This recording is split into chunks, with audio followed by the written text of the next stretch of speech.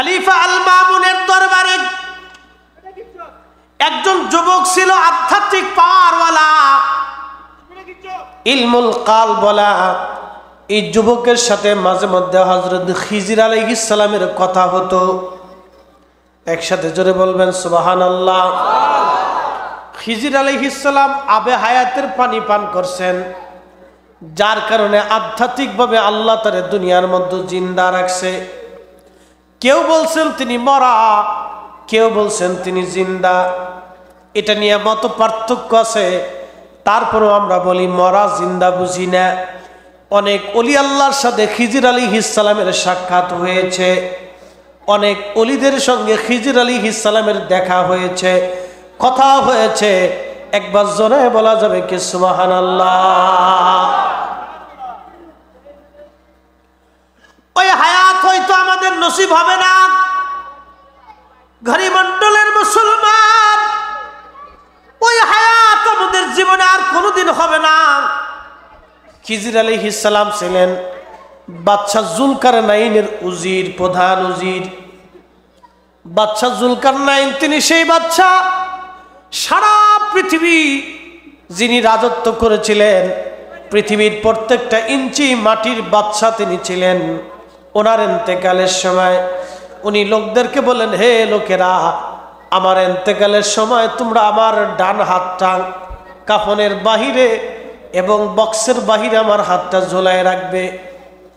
আমার লাশ যখন তোমরা কবরে নিয়ে যাও, সোনা দানা টাকা পয়সাগুলি আমার পথের মধ্যে তোমরা ছিটাই দিবে। লোকেরা বলল, বাদশা আপনি এত বড় বাদশা, তামাম দুনিয়ার বাদশাহী আল্লাহ আপনাকে দিয়েছে। ও বাদশা জুলকারনাইন, আল্লাহ আপনাকে এত বড় বাদশা, এখানকার এই বাচ্চাদেরকে সরাই দিতে হবে। ওরে সর্বনাশ, এখানে যদি দোকান থাকে তো এই দোকানে একবারে ফিটে উঠাই দেন। এই দোকান থাকলে পিঠে উঠাই দেন, বাচ্চাদেরকে ওই সরাই দেন, ওই দোকানে চলে যেতে পারে। ওরা লটপটি চটপটি বাদাম চানাচুর কিনে খাইবে, অসুবিধা নেই। ওখানে ঠেকানোর কায়দা নাই তো। ও দোকান দেখছে আর বাবার পকেট, মার পকেট, দাদার পকেট, দাদির পকেট মাইরে খাচ্ছে আর কি, ফুইরে দমে চলতেছে। ওরা ওয়াজটাকে মনে করে একটা বিনোদন, মানে একটা ঈদের মতো আনন্দ হয়েছে আর কি, মজা। তারাই দেন ওদেরকে, ওই দূরে সরাই দেন। আর যদি কারো নিজস্ব বাচ্চা থাকে তো ধরে নিয়ে এসে মাঝখানে বসাই দেয়। কারণ আমি কিন্তু বক্তা হয়েছি মাঝখানে বসে বসে শুনে শুনে। আপনাদের বাচ্চাদেরকে আকাঙ্ক্ষা দিতে হবে, আশা। লক্ষ্য যদি অল্প দেন তাহলে ফের অল্প হবে। লক্ষ্য আপনাকে হাই কোয়ালিটি পর্যন্ত দিতে হবে, যে বাংলাদেশের প্রেসিডেন্ট হইতে হবে, হোক বা না হোক। দেখবেন যে ওর মাকাম আরো উপরে চলে গেছে। বুঝতে পারছেন? আমরা এখন তো আমাদের বাচ্চাদেরকে ডাক্তার বানাই, প্রেসিডেন্ট বানাই, বিজ্ঞানী বানাই, প্রধান সেনাপতি বানাই, কিন্তু অলি আল্লাহ বানানোর কথা কেউ কয় না। এই কথা কন না কে? আর আগের যুগের মায়েরা কত তোমাকে অলি হতে হবে, ওইভাবে বাচ্চারা তৈরি করতে বিদায় মার পেট থেকে অলি হয়ে আসছে। একসাথে বলবেন আল্লাহু আকবার। তা অলি হয়ে গেছে। যিনি যেই বিষয়ে সাধনা করে আল্লাহ তাকে সেটাই দান করে। তো খিজির আলাইহিস সালাম ছিলেন হযরতে বাদশা জুলকারনাইনের প্রধান উজির। হযরতে খিজির আলাইহিস সালামের সাথে ওই আল্লাহর বন্ধু যুবকের মাঝে মধ্যে দেখা হয়। খলিফা আল মামুন তাকে ডাক দিয়ে বলল, হে যুবক, আল্লাহওয়ালা, ফার্সি ভাষায় বলে বুজুর্গ, যিনি মাছ বিক্রি করেন তিনি মাছওয়ালা, যিনি গাড়ি চালান তিনি গাড়িওয়ালা, যিনি মুরগি বিক্রি করে তিনি মুরগিওয়ালা, যিনি রিক্সা চালায় তিনি রিক্সাওয়ালা, যিনি মাদ্রাসা চালায় তিনি মাদ্রাসাওয়ালা, যিনি কোরআন শিখায় তিনি কোরআনওয়ালা, যিনি আল্লাহর বন্ধু তিনি আল্লাহওয়ালা। কি কথা কন না কে? ঠিক কিনা? যে আল্লাহর বন্ধু সে আল্লাহওয়ালা, যে আল্লাহর কাজ করে সে আল্লাহওয়ালা।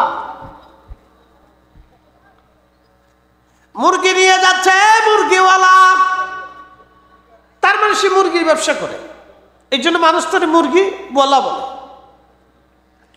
যিনি যেই কাজ করে পাবলিকে সেই কাজের উপাধি দিয়ে লকব দিয়ে তাকে ডাকে। যুবক তো আল্লাহওয়ালা। খিজির আলাইহিস সালামের সাথে মাঝে মধ্যে দেখা হয়। আল্লাহর ওলিকে খলিফাল মামুন ডাক দিয়ে বলল, ও যুবক, তোমার সাথে তো খিজিরের সাক্ষাৎ হয়। বলে, হ্যাঁ বাদশা। তাহলে বলো খিজিরের সঙ্গে আমার সঙ্গে কথা বলাই দিবা। আল্লাহর ওলি খিজির আলাইহিস সালামের সঙ্গে আমার বিশেষ কথা আছে। আল্লাহওয়ালা যুবক ডেকে বলল, হুজুর, খলিফাতুল মুসলিমিন, আমি তিনাকে জিজ্ঞাসা করে দেখব, তিনার যদি দয়া হয় তো আপনার সাথে কথা বলবে। খিজির আলাইহিস সালামকে ওই আল্লাহওয়ালা যুবক ডাক দিয়ে বলল, হুজুর, আপনি দয়া করে বলেন, বাদশাহ খলিফা আপনার সঙ্গে দেখা করতে চায়, কথা বলতে চায়। খিজির আলাইহিস সালাম বললেন, হ্যাঁ ঠিক আছে, তুমি বাদশাকে বলো, কালকে আমি বাদশার সঙ্গে কথা বলবো। বাদশা হুজুরকে সালাম দিলেন। আল্লাহর ওলি, কেউ বলেছেন ওলি, কেউ বলেছেন নবী। এটা নিয়েও পার্থক্য আছে, মতানৈক্য আছে, থাকতে পারে। কেউ বলছেন ওলি, কেউ বলছেন নবী। সে যাই হোক না কেন, ওলিও হতে পারে, নবীও হতে পারে খিজির আলাইহিস সালাম। কিন্তু খিজির আলাইহিস সালামকে আবে হায়াতের পানি আল্লাহ পান করাইছিলেন। হাজার হাজার বছর আল্লাহ তার হায়াত দিয়েছিলেন। এত বড় লম্বা হায়াত মানব জাতির মধ্যে আল্লাহ কাউকে আর দেয় নাই। আমার দিছ? বাপরে বাপ। আচ্ছা ঠিক আছে। বান্দার কত কোয়ালিটির দিলওয়ালা আছে, মানুষের অন্তর কত কোয়ালিটির আছে, কত মনের মানুষ আছে, কত ধরনের মানুষ আল্লাহ সৃষ্টি করছেন সব পরীক্ষা করার জন্য। কোরআনের আয়াতে আল্লাহ বাস করছেন, আল্লাযী খালাকাল মাউতা ওয়াল হায়াতা লিয়াবলুয়াকুম আইয়ুকুম আহসানু আমালা।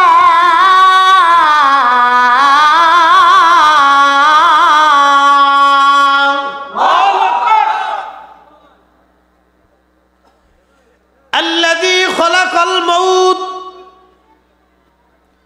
যিনি তোমার মৃত্যু সৃষ্টি করলেন, মরণ, তিনি আল্লাহ। এই জন্য আল্লাহু লা ইলাহা ইল্লা হুয়াল হাইয়ুল কাইয়্যুম। যিনি মরণ সৃষ্টি করলেন তিনি চিরঞ্জীব, চিরস্থায়ী, যার শুরু নাই তার শেষও নাই। একসাথে জোরে বলা যাবে আল্লাহু আকবার। যার শুরু নাই, যার শেষ নাই, তিনি আল্লাহ। আল্লাহ রাব্বুল আলামিন ডাক দিলেন, এ বান্দা, তোমার হায়াত, তোমার মউত আমি মালিক সৃষ্টি করেছি তোমাকে পরীক্ষা করার জন্য। কি পরীক্ষা করব? দুনিয়ার মধ্যে কে যাইয়া ভালো কাজ করো, ভালো আমল করো, আমি আল্লাহ সেটা দেখার জন্যে তোমাকে দুনিয়ার মধ্যে সৃষ্টি করেছি, তোমার হায়াত দিয়েছি, তোমার মউত দিয়েছি। এটা একটা পরীক্ষার জায়গা। আজকে কিন্তু এই মাহফিলে সবার জন্য পরীক্ষা চলতেছে। কেউ বসবে, কেউ বসবে না, কেউ আসবে, বসবে না, চলে যাবে। কেউ বাজার করবে, সদাই করবে। কেউ দুনিয়ার বাজার করার জন্য ব্যস্ত, কেউ আখিরাতের বাজার করার জন্য ব্যস্ত। এক কথা বলেন না কেন? এটা পরীক্ষা, পরীক্ষা চলতেছে।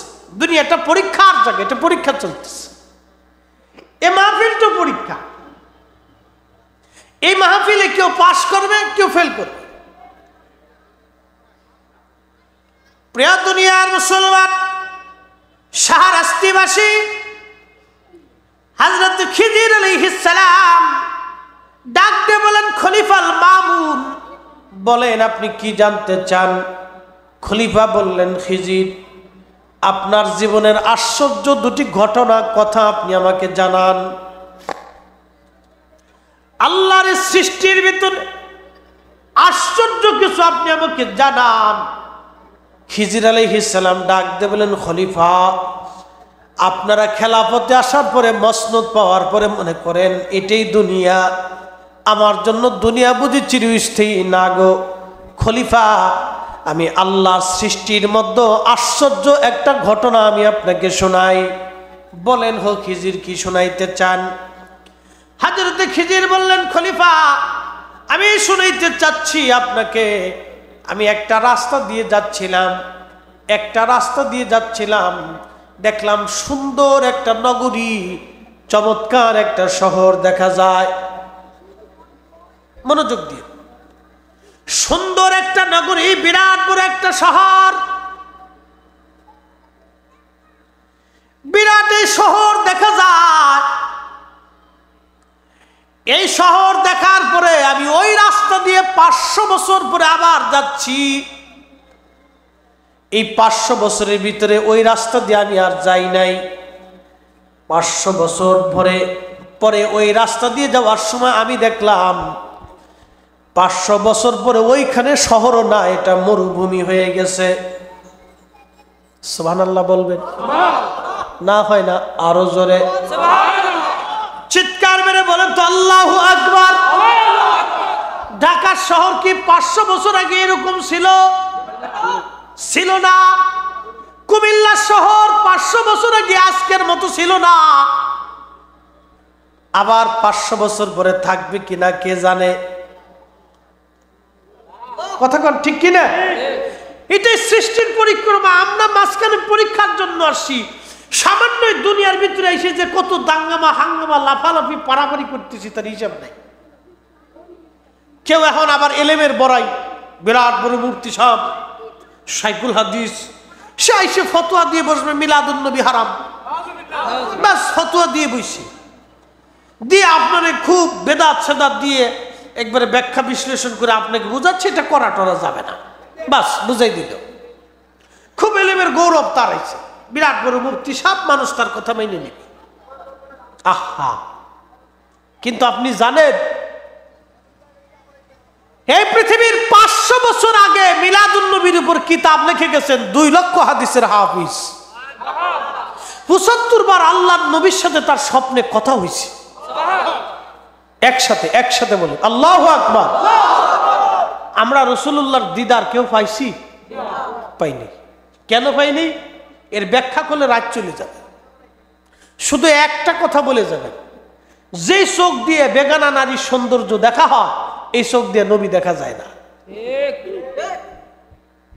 এই কথাটা সারা জীবন মনে রাখবে। যে চোখ দিয়ে মানুষ বেগানা নারীর সৌন্দর্য দেখায় ওই চোখ দিয়ে নবী দেখা যায় না। নবী দেখতে হলে ফ্রেশ চোখ লাগবে, ফ্রেশ ফ্রেশ পরিষ্কার। মোবাইল খুললে বেগানা নারী, ফেসবুকে ঢুকলে বেগানা নারী, আগে বেডি ডিল্লা একটা নাচ আসে, তারপরে বাকিটা আসে। মোবাইল কোম্পানি কত চালাক, আমাদের দেশের যুবক আর মুসলমানের ইমান হরণ করার জন্য ওরা সর্বপ্রথমে নাচ গান আবিজাবি বেডা বেডি ল্যাংটা ল্যাংটি আগে দিয়ে দিছে। কি কথা খারাপ বলছি আমি?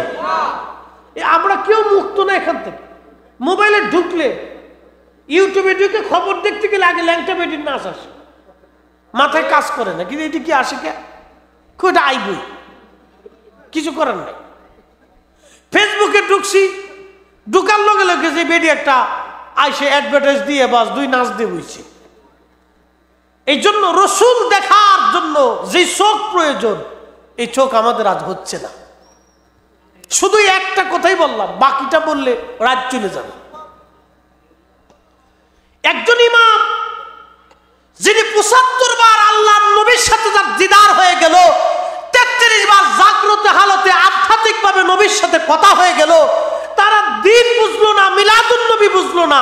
আমরা এসে হারাম আর বেদাতের ফতোয়া দিয়ে উম্মতকে জুদা করতে চাচ্ছি, উম্মতের ভিতরে ফিতনা ফাসাদ সৃষ্টি করে দিচ্ছি। বোঝা গেল আমরাই মতলব বা সুবিধাবাদ। কথা কোন ঠিক কি না? এখন কেউ বেজার হইতে পারে, আমার কিচ্ছু করার নাই, বেজার হওয়ার কিছু নাই তো। হযরত খিজির বলে, বাদশা আল মামুন 500 বছর আগে দেখলাম মরুভূমি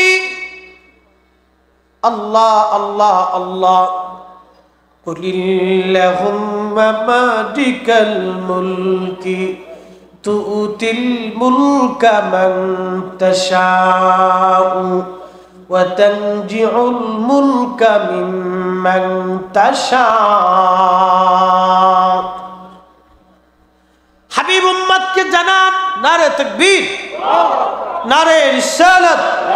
হুজুর কিবলার আগমন, হুজুর কিবলার আগমন, নারে তাকবীর। কি সম্মান ও মর্যাদা আল্লাহ আমাদেরকে দান করছে। আল্লাহ সেই নবীর উম্মত হিসেবে আপনাকে আমাকে মঞ্জুর করেছেন। এই জন্য রব্বে করিমের শাহান শাহী দরবারে ইলাহিতে আমরা আওয়াজ তুলে আবার শুকরিয়া করে বলি আলহামদুলিল্লাহ। মোহতারাম উপস্থিতি, আশেপাশে যে সমস্ত ভাইরা সময় নষ্ট করতেছেন, আপনার আমার আগে বহু মানুষ মাটির নিচে কবরে চলে গেছে আর ফিরে আসেনি। আমার আপনার মতো বহু মানুষ আল্লাহ কবরের মাটির নিচে নিয়ে চলে গেছে আর ফিরে আসে নাই। আল্লাহ মানব জাতি সৃষ্টি করার পরে ফেরেশতারা বলল, আল্লাহ এত মানুষ, তোমার এই ছোট্ট দুনিয়াতে জায়গা হবে না। আল্লাহ বললেন, জায়গা হবে, আমি তাদের মৃত্যুর ব্যবস্থা করছি। ফেরেশতারা বলল, আল্লাহ মৃত্যু তো দিবা, কিন্তু এই মৃত্যুর কথা শোনার পরে তারা দুনিয়ার সবকিছু ছেড়ে দিবে। আল্লাহ বলবেন, দুনিয়া ধরে রাখার জন্য আমি তাদের জীবনে আকাঙ্ক্ষার আশা সৃষ্টি করে দেব। আমাদের সবার জীবনে আশা আছে, আশা আছে না? আজকে রাত্রে মারা যাব, বেঁচে থাকবো কোনো গ্যারান্টি আছে? কিন্তু তারপরেও আল্লাহ আশা দিয়ে রাখছে, সকালে এটা করব, দুপুরে ওইটা করব, মেয়ে নানা বাড়ি যাব, মানে আমার শ্বশুর বাড়ি যাবো, এই আত্মীয় স্বজন নিয়ে অনুষ্ঠান করব। 1 বছর পরে কি করবেন তার 1 বছর আগে আপনি কল্পনা করে রাখছেন, সেটিং ফেটিং দিয়ে রাখছেন। এটার নাম আশা। আল্লাহ এই আশাটা প্রত্যেকটা মানুষকে সৃষ্টি দিয়ে রাখছে এবং প্রাণীদের ভিতরে আল্লাহ দিয়ে রাখছে, ওদেরও আশা আছে। আল্লাহ আপনাকে এবং আমাকে একটা সম্পদ, আশা, আকাঙ্ক্ষা সৃষ্টি করে দিয়ে আল্লাহ আমাদের ভিতর দিয়ে রাখছে, যার কারণে আমরা অনেক সময় মৃত্যুকে ভুলে যাই। আল্লাহ রাসূল বলেছেন, আমার কোন উম্মত যদি প্রত্যেক দিন 20 বার মরণকে স্মরণ করে তাহলে তার মৃত্যুটা শাহাদাতের মৌত হয়ে যাবে। আমার যুবক বন্ধুরা শুনে যান, আল্লামা ইমাম জাওজি রাহমাতুল্লাহি আলাইহি উয়ুনুল হিকায়াতের মধ্যে একটা ঘটনা লেখেন। বনি ইসরাইলের জমানায়, অর্থাৎ তৎকালীন জমানার মিশরের বাদশাদেরকে ফেরাউন বলা হতো।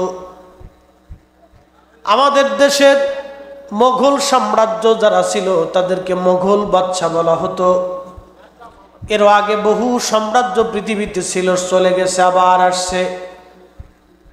পৃথিবীর মধ্যে একটা সাম্রাজ্যের নাম আছে উমাইয়া সাম্রাজ্য, আর একটা সাম্রাজ্য আব্বাসীয়, এরপরে ফাতেমীয় সাম্রাজ্য, উসমানীয়, সেলজুক থেকে শুরু করে পৃথিবীতে বহু সাম্রাজ্য আসছে। বহু সাম্রাজ্য চলে গেছে, বহু সাম্রাজ্য ধ্বংস হয়ে গেছে। আজকে সাম্রাজ্যের বিরাট বড় বড় প্রাসাদের মধ্যে চামচিকে থাকে, বিরাট বড় বড় প্রাসাদের মধ্যে শিয়াল কুত্তা বসবাস করে, বিরাট বড় প্রাসাদের মধ্যে সাপ বিচ্ছু বসবাস করে। মানুষ ওইখানে থাকে না, কথা বলেন ঠিক কিনা? ওখানে মানুষ নেই। একবার আমাদের চোখের সামনে আপনি একটু দেখার চেষ্টা করেন, বুঝার চেষ্টা করেন। আজ থেকে 50 বছর আগেও এদেশে জমিদার ছিল, স্বাধীনতার 1 বছর আগেও জমিদার ছিল, স্বাধীনতার পর থেকে আর নাই। বাংলাদেশ স্বাধীনতার 70-এর দশকেও এদেশে জমিদার ছিল। আজকে কত? 70 আর 30, 2000, তারপর আর 20, 50, 52, 53 বছর। এই 53 বছরের ভিতরেই জমিদারি প্রথা মুহূর্তের মধ্যে বিলীন হয়ে গেল। জমিদাররা এ দেশ থেকে চলে গেল, ও দেশের জমিদাররাও জমিদারি ছেড়ে দিল। বিল্ডিং গুলোতে আজকে চামচিকে বসবাস করে মাত্র 50 বছরের মধ্যে। আর বাকি 50 বছর পরে বাংলাদেশের অবস্থা কি হবে আমরা কেউ জানি না, কেউ বলতে পারি না। 100 বছর পরে কি হবে তাও জানি না, 500 বছর পরে কি হবে তাও জানি না।